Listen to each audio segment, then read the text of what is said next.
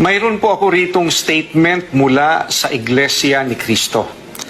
Nagpapasalamat kami sa mga autoridad, partikular po ang NBI, sa kanilang maagap na pagkilos upang madakip at mapapanagot sa batas ang mga nanloloko sa mga politiko upang makunan nila ng salapi na ang ginagamit at dinudungisan ay ang pangalan ng Iglesia ni Cristo.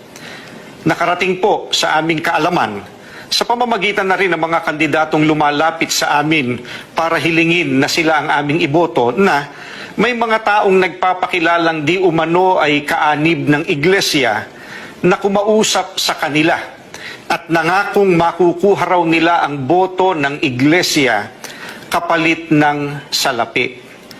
Ipinaalam namin kaagad ito sa mga alagad ng batas na gumawa naman kaagad ng entrapment plan para mahuli sila sa akto sa pagsasakatuparan ng kanilang masamang gawain.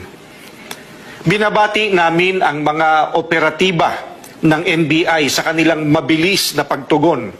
Nagpapasalamat din kami sa mga politiko na nag-inform sa amin tungkol sa gawaing kriminal na ito. Maraming salamat po sa inyo.